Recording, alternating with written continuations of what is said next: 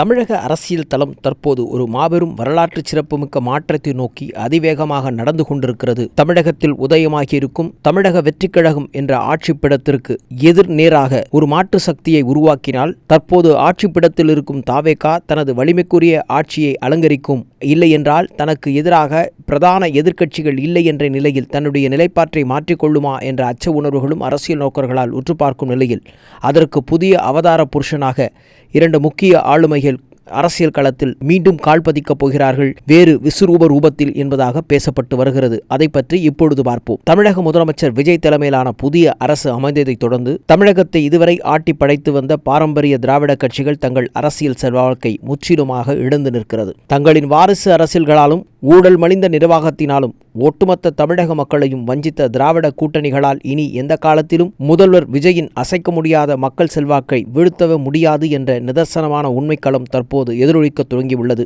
இத்தகைய சூழலில் தமிழகத்தில் இருந்து திராவிடத்தை முழுமையாக விரட்ட, அதே நேரத்தில் விஜய் அரசுக்கு ஒரு சவாலாக இருக்க வேண்டும் என்ற நோக்கில் மக்கள் பேராதரவு பெற்ற சூப்பர் ஸ்டார் ரஜினிகாந்த் அவர்களை அரசியல் களத்தில் இறக்க வேண்டும் என்ற குரல் சமூக வலைத்தளங்களிலும் தற்போது மீண்டும் வைரலாக எழும்ப துவங்கியிருக்கிறது. ரஜினிக்கு உள்ள மவுசை மீண்டும் அதை தட்டி எடுப்பதற்கான பணிகளும் தற்போது மறைமுகமாக ஒரு சில வேலைகள் துவங்கியிருப்பதால் ரஜினிக்கு ஆதரவான கரங்கள் தற்போது பலமாக ஒலிக்க துவங்கியுள்ளது. விஜயை வீழ்த்த இனி திராவிட கட்சிகளால் முடியாது, இறக்குங்கடா ரஜினிய என்று சாமானிய மக்களாகவே தங்களின் விருப்பங்களை வெளிப்படையாக பேசி வருகின்றனர். ரஜினிகாந்துக்கு தமிழக மக்கள் மத்தியில் இருக்கும் தார்மீக அன்பும் பல ஆண்டுகால நற்பெயரும் தற்போதைய அரசியல் சூழலில் ஒரு புதிய திருப்பு முனையை ஏற்படுத்தக்கூடும் என்று அரசியல் வல்லுநர்கள் உற்று நோக்குகின்றனர். தமிழகத்தில் தேசிய சிந்தனைகளோடு பெரும் இளைஞர் அலைகளை உருவாக்கி அதிரடி அரசியல் செய்து வரும் பாஜகவின் மூத்த தலைவர்களில் ஒருவரான அண்ணாமலை நடிகர் ரஜினிகாந்த் அவர்களை சந்திக்க விரும்புவதாகவும் எழுந்துள்ள புதிய தகவல்கள் அரசியல் வட்டாரத்தில் மீண்டும் பரபரப்பை ஏற்படுத்தியிருக்கிறது. விரைவில் ரஜினிகாந்தை சந்திக்கிறார் அண்ணாமலை என்ற செய்திகள்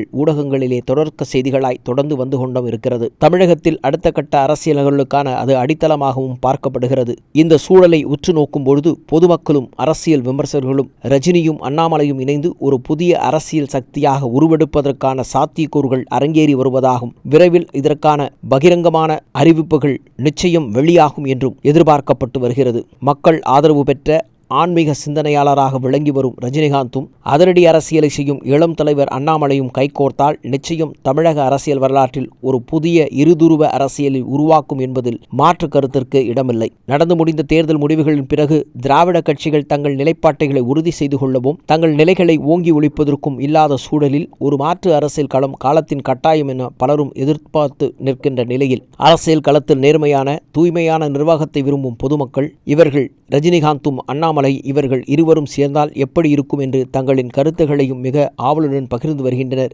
தமிழக மக்களின் ஒட்டுமொத்த எதிர்பார்ப்பு என்பது மொத்தத்தில் திராவிடத்தை விரட்டினால் போதும் என்ற ஒற்றை இலக்கை நோக்கி பயணித்துக் கொண்டிருக்கிறது.